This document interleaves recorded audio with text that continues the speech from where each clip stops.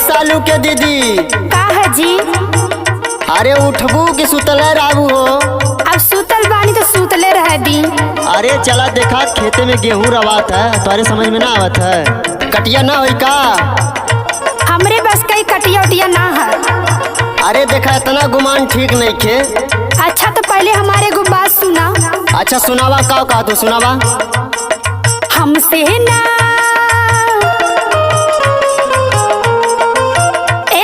हमसे ना होई कटैया बलम सुघरहिया बिगड़ जाए हो।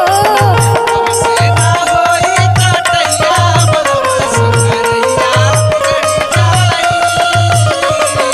हमसे ना होई कटैया बलम सुघरहिया बिगड़ जाए।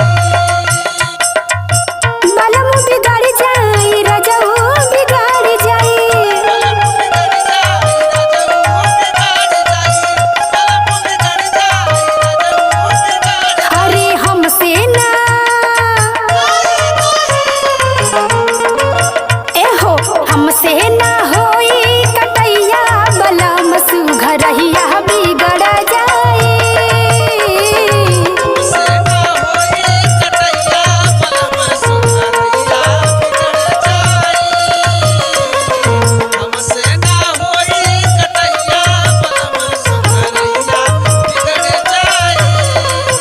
अच्छा तो तोहर सुगराई बिगड़त है गेहूं कटले से।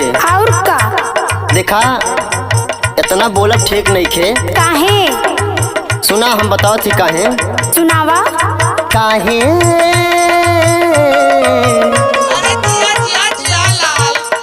काहे करेलू गुमनवा ये जान हई माटी के तनवा पा।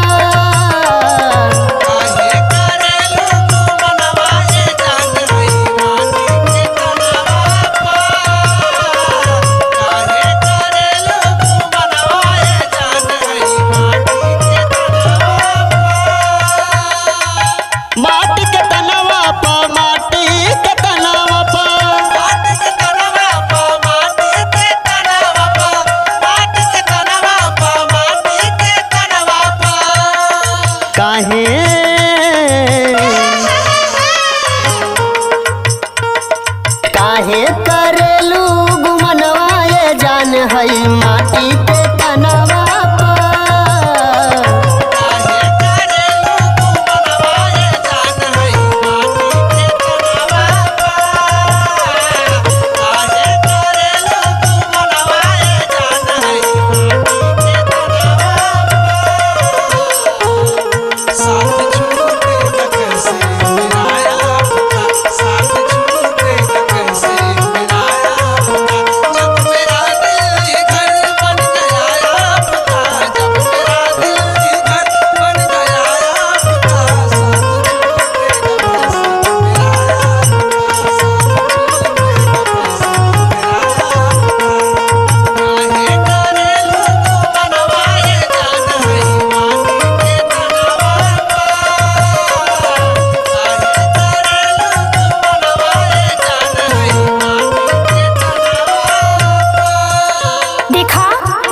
जबले हमार बिया ना भइल रहल है। अच्छा अपना नैहरे हम ही कुल ना कैले रहनी है।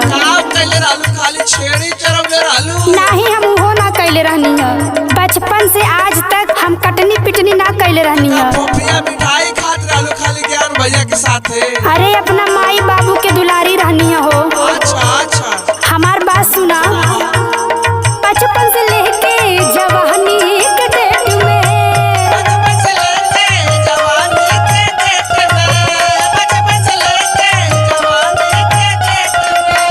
कहियो न कटनी करवनी हा खेत में।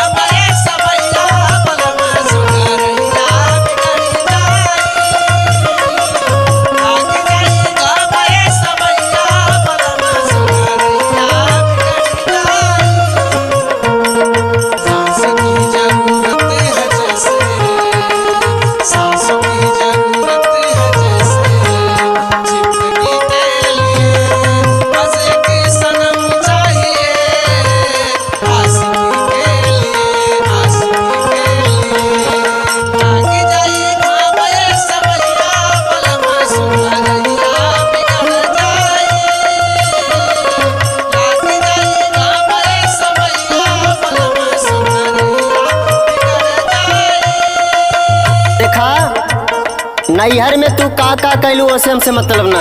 अच्छा ससुरा आयल हूँ तो करे के पड़ी। आ ना करब तो सुना, करबू ना तो जाबू कहाँ? वही जाब जहाँ रहनी पहले। तो चल जा अपने भैया के संगे रहा। काहे भैया संगे रही हो? तो सुना हम जौन बताती। हाँ सुनावा। नैहर में कैलू तू का करनिया,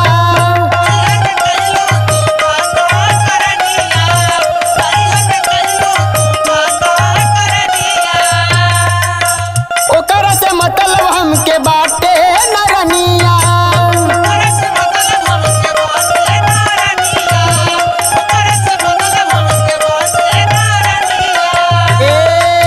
नैहर में कैलू तू का करनिया, ओकरा से मतलब हमके बाटे नरनिया। ससुरा में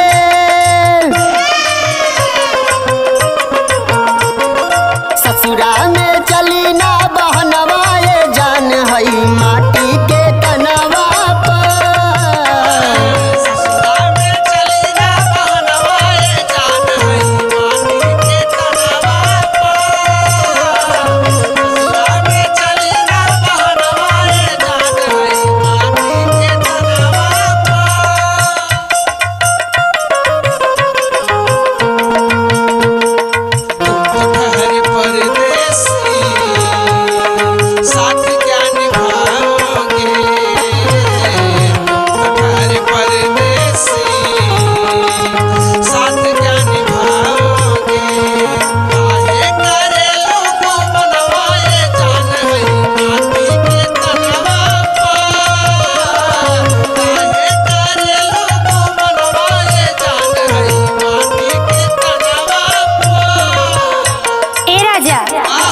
देखा तोहर इतना जिद कैल ठीक नहीं खे।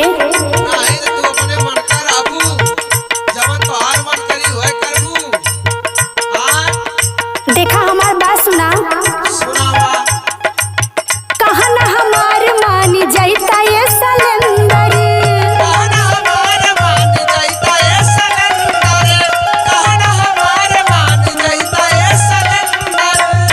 सुना सुना सुना, तोहर काना मानब हम, लेकिन हमरो सुना। सुनावा।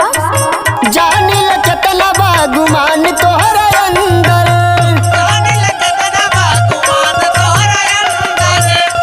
हम जानी लचतला तोहरे अंदर गुमान बा। कहा ना हमार मानी जाइता ये सलेंदर।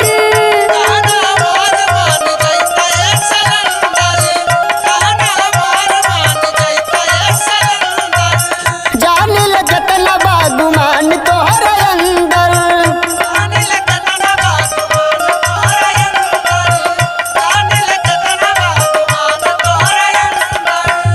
हरी मानी जाइता,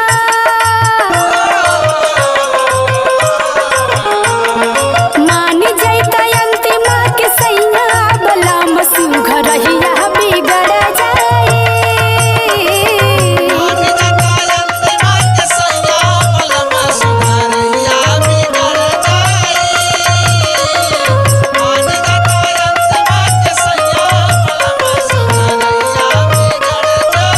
काहे करेलू गुमनवा ये जान हई माटी के तनवा पर।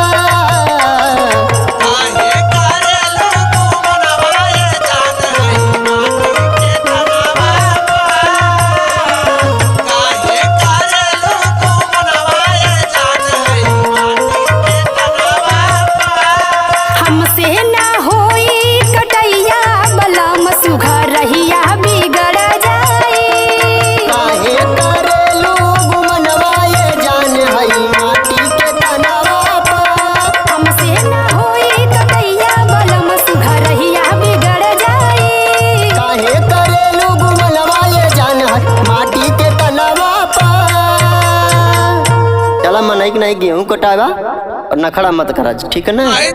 डिजिटल हेड विवेक बदर्दी के लेके